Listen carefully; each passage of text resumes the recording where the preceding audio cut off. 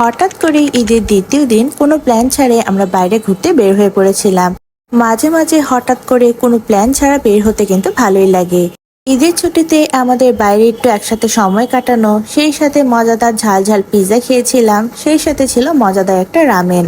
আরো কি কি করলাম সেই সবকিছু আজকে তোমাদের সাথে আমার আজকের ব্লগ ভিডিওটিতে শেয়ার করব। হ্যালো সবাইকে, কি খবর সবার? আমি তো খুবই ভালো আছি।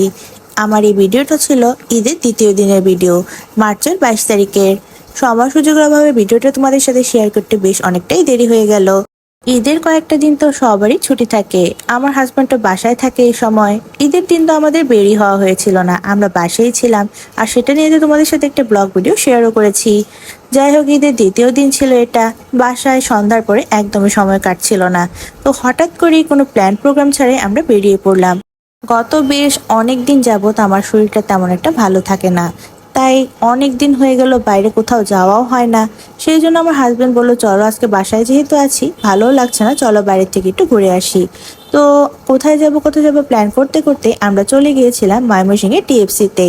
ময়মনসিংহের মধ্যে যারা রয়েছে তারা তো এটার লোকেশনটা অবশ্যই জানো, তবু বলে দিচ্ছি, এটার লোকেশনটা হচ্ছে ময়মনসিংহের জিলা স্কুল মোড়। আমাদের প্রায় অনেক দিন হয়ে গেল টিএফসি যাওয়া হয় না, তাই সেখানে চলে গিয়েছিলাম। আসলে একসাথে সময় কাটানো, গল্প করা, একটু চা কফি খাওয়া, সবকিছু মিলিয়ে একটা সুন্দর সময় কাটানোর জন্য টিএফসি একটা বেস্ট জায়গা বলে আমার মনে হয়, তাই সেখানেই চলে গিয়েছিলাম। সেই দিন ঈদের দ্বিতীয় দিন ছিল, তাই এত পরিমাণে মানুষের ভিড় ছিল টিএফসিতে। তা তো তোমরা ভিডিওটিতে দেখতেই পাচ্ছ। আসলে অনেকক্ষণ ওয়েট করার পর আমাদেরও একটা চেয়ার খালি হওয়ার পরে সেখানে বসতে পেরেছিলাম। যাই হোক, সেখানে বসার পরে আমরা অর্ডার দিয়ে দিয়েছিলাম।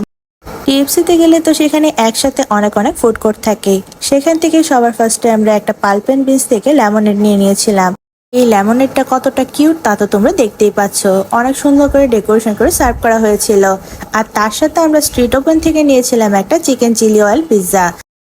অনেক দিন হয়ে গেল পিৎজা খাওয়া হয় না, তাই সেখান থেকে সেদিন আমরা ফার্স্টে গিয়ে পিৎজা অর্ডার দিয়ে দিয়েছিলাম। তাছাড়াও তাদের এই নতুন আইটেম চিকেন চিলি অয়েল পিৎজাটা আগে ট্রাই করা হয়েছিল না। টিএফসি কিন্তু স্ট্রিট ওভেনের পিৎজাগুলো খেতে আমাদের কাছে বেশ ভালোই লাগে, কারণ তাদের পিৎজাটা যেমন রিজনেবল প্রাইসে থাকে, তেমন খেতেও অনেক বেশি মজার হয়। পিৎজাটা ছিল 9 ইঞ্চি, আর এটার প্রাইস নিয়েছিল 460 টাকা মেবি। আসলে সঠিক দামটা আমার মনে নেই, তাই তোমাদের সাথে শেয়ার করতে পারলাম না। মেয়োনিজ, তার সাথে টমেটো সস সবকিছু মিলিয়ে খেয়ে নিচ্ছিলাম। একদম গরম গরম ধোয়া ওঠা পিৎজা ছিল। সত্যি বলতে পিৎজাটা চিলি অয়েল পিৎজা ছিল বলে অনেক বেশি স্পাইসিও ছিল, তার সাথে খেতেও কিন্তু অনেক বেশি মজার লাগছিল। ময়মনসিংহের টিএফসিতে গেলে তোমরা যারা একটু নতুন ভিন্ন ফ্লেভারের পিৎজা ট্রাই করতে চাও, তারা এই পিৎজাটা অবশ্যই ট্রাই করতে পারো। পিৎজাটা একদম গরম গরম ধোয়া ওঠা ছিল, তার জন্য হয়তো খেতে আরো বেশি ভালো লাগছিল।